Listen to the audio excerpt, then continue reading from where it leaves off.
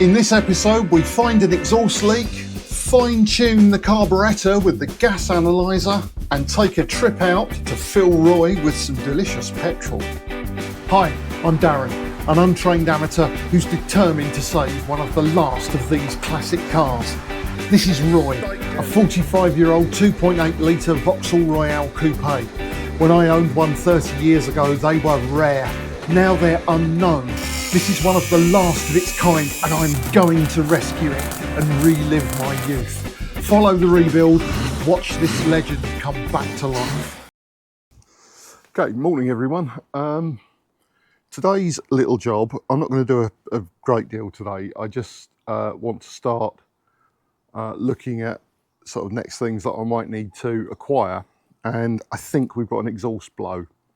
Sounds like there is, so I've got to find it. The traditional way of finding an exhaust blow, of putting your hand over the end of the exhaust and trying to hear it, sounds to me like major fun, and I think I've got a cunning way of doing it. I'm gonna hook my vacuum cleaner up to the exhaust pipe, not with the engine running, obviously, but with the vac running on the back of the exhaust pipe, you can't pull through the engine, so I should be able to identify where the leak is, because I'll be able to hear the air rushing into it. This is either a genius idea or it's complete folly. We'll find out shortly, and I'll see if I can work out where this exhaust leak is. Okay, so there's a really fine line between genius and insanity. We'll see which one this is. Shop vac, exhaust pipe. Connect the two together and let's see where we can hear it.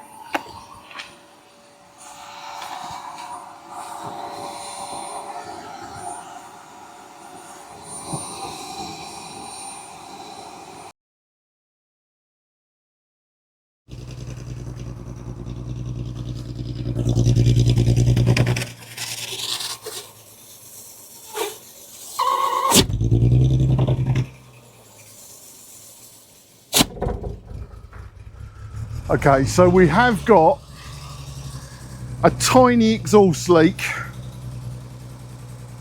halfway down.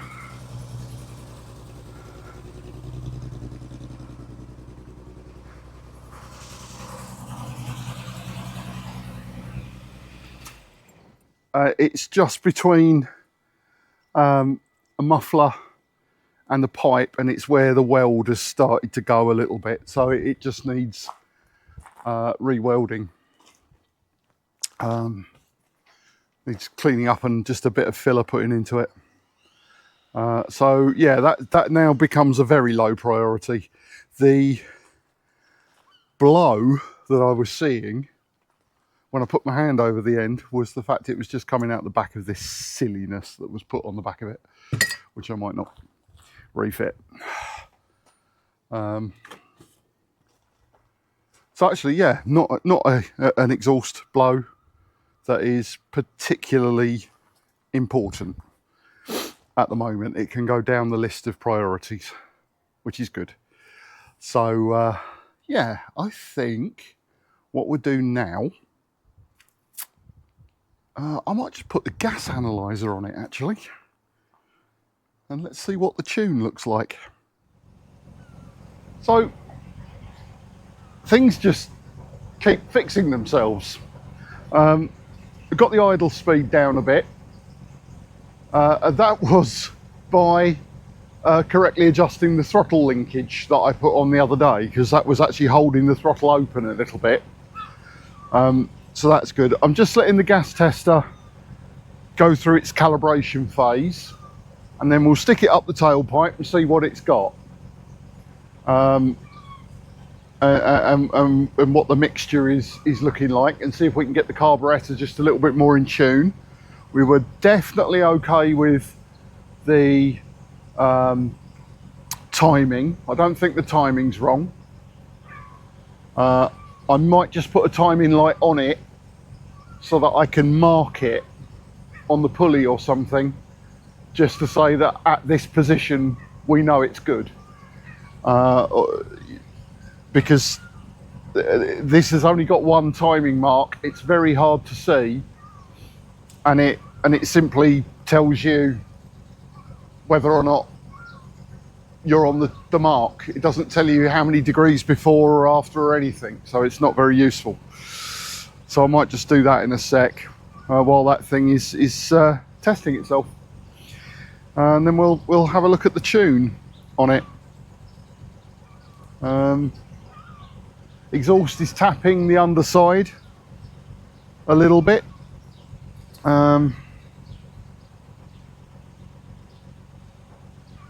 So actually a take-off of the exhaust and bit of a service wouldn't be a bad thing, I think.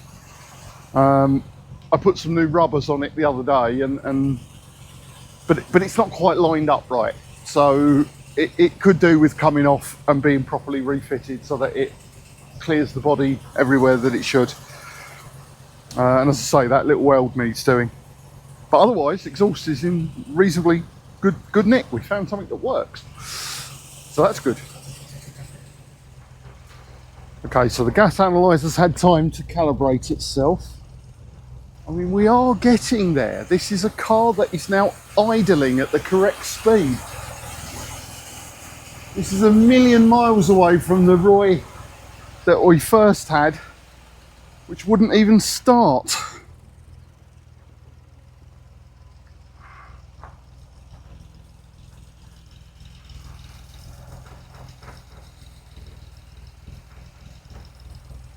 Okay, let's give it that. Nicely in there.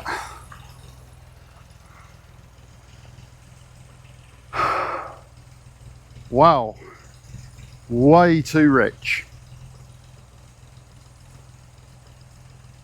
3.5, 3.6, 3.7, far too rich. This is supposed to be between 0.5 and 1.5.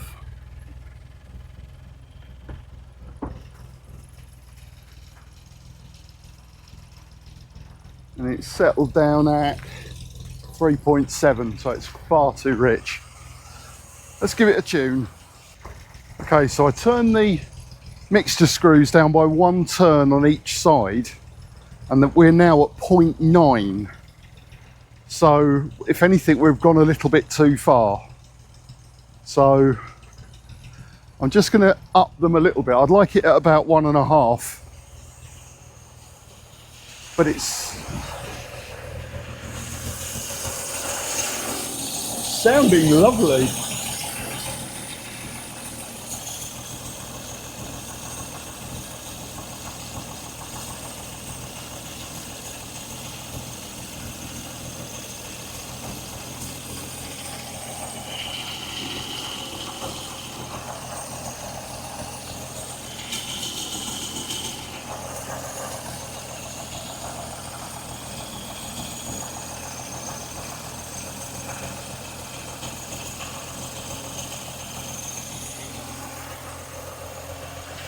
So I've just put about 1/4 of a turn on that.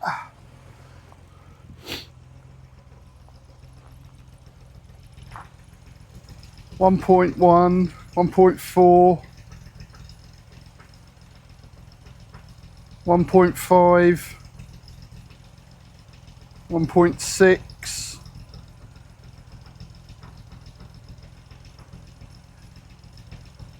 1.7.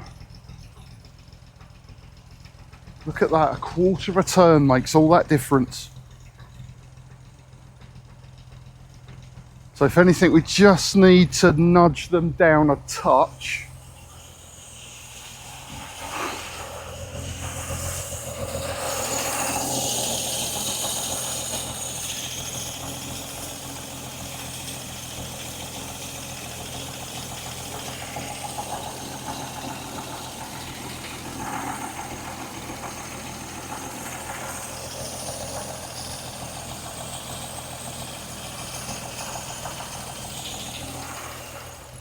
Okay, I've got repeatable results now. I've just let it recalibrate, and we're sort of hovering now between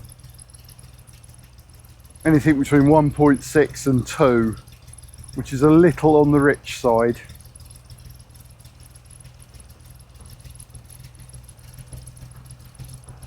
So I think I'm just going to knock them down a touch.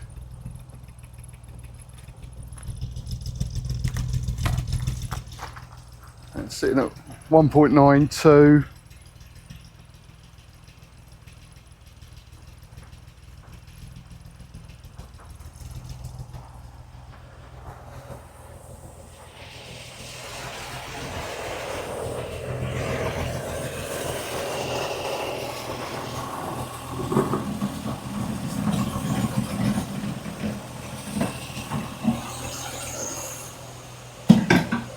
See what taking the air cleaner off does.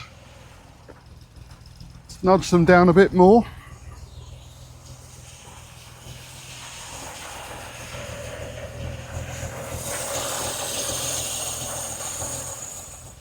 Okay, I've just knocked them down a touch more and I've got down to 1.6, 1.7.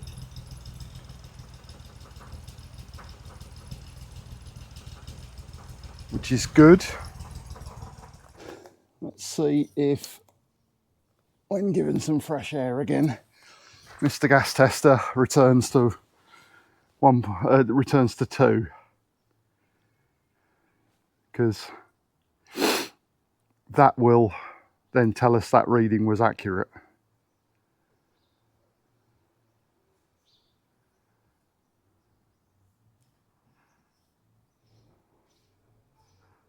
Otherwise we'll recalibrate it, try again, see if we get the same.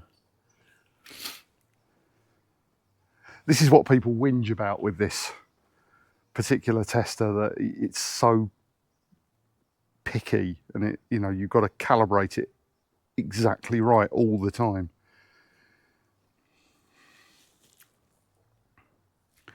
And it's only any good to about 0.5% apparently.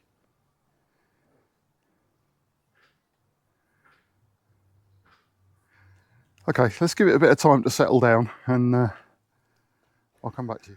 Okay, so it's slowly crept upwards. It went up to 2 and it's just gone back down to 1.9. So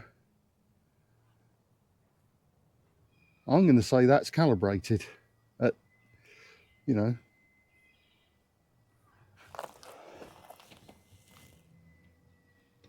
let's just give it, here we are, so we're on 2 exactly. That's gone down to 1.3, 1.4,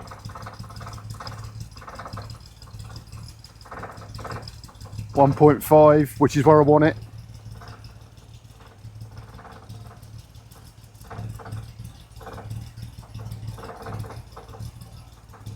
One 1.6.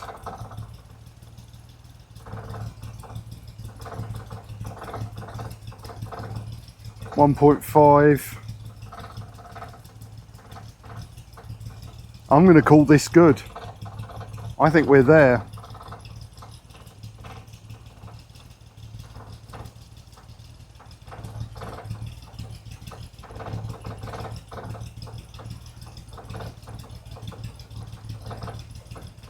One 1.5, 1.6.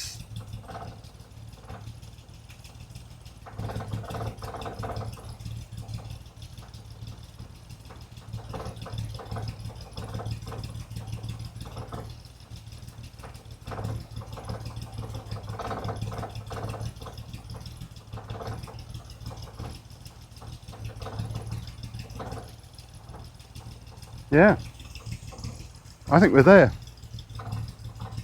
Let's see how it drives.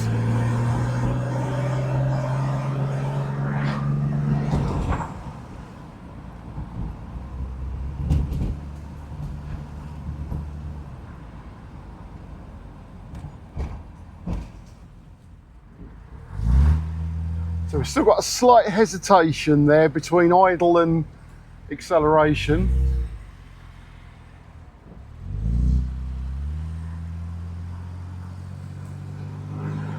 But other than that, it's driving really rather nicely.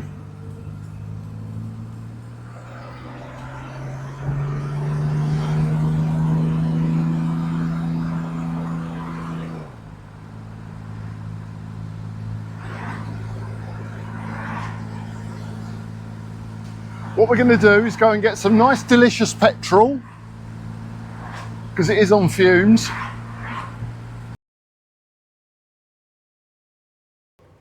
Okay, so I'm genuinely not sure how much footage I've got today, but then again I haven't really done very much. That time with the gas analyzer, definitely worth it. That's got it nicer in tune. There's still a problem with the carburettor, and it's when you come off idle and you go towards the progression side of the carburettor, it's coughing. It might fix itself, you know, as petrol goes through it. It might clear itself out, don't know. But it's got a slight flat spot. But otherwise, accelerating lovely and driving fine. Even the brake servo feels more servo-y now. Bit of use, you know. I know that's a very Ben Molesworth attitude. Ben of Tasty Classics is convinced that classic cars want to run, and if you don't run them, things stop working, and then when you do run them, they start again. I think he's probably right. The gearbox is shifting very, very jerkily, but it is shifting. It is possible to adjust the brake band on that. In fact, you're supposed to do it when you change the filter. It's part of the service that you do to it. So I think probably I need to get a filter and a gasket organised, so that once I've done a couple more trans oil changes, I can do a final one, new filter, adjust the brake band, etc. I've doubled the value of the car because I put £50 worth of petrol in it. That's a joke. Yeah, it is feeling more like a vehicle now. The exhaust has got to come off. It's not fitted right, so where it's been put on, it's got a slight hole in the around one weld between the muffler and the pipe. The weld is cracked, I think, and it's leaking there, so that needs to be welded or brazed or something to fill it up and get it sealed. And as I say, the exhaust needs to come off and then go back on again properly, because it's not quite lined up right in its joints. So it's all sitting, it's sitting a bit too close to the body, and it's tapping the bottom of the body, which is really annoying. But that's all fixable. That's just maintenance. Yeah, it's getting there. So there's still the elephant in the room over this cylinder head gasket, and whether it's bad or not. I think we need to see whether it's using water, whether it's using oil. You know, it's just run quite happily today without overheating, and it's a hot day. Don't know. Genuinely don't know at the moment, but definitely feels like we're getting there. And one useful thing I did when I took it to the petrol station was I jet washed the engine bay to get rid of some of that oil. That's a testament to it, in that, yes, I kept the engine running while I was doing it, but I was able to completely soak the engine with both snow foam and water, and nothing sort of shorted out. Nothing failed, nothing stopped. It drove away as happily as it drove in. So yeah, get in there. So yeah, this is probably going to be a very mini episode of rescuing Roy, because there wasn't really a lot to show. But yeah, thank you for watching. Like, subscribe, share, comment, and I'll see you in the next one.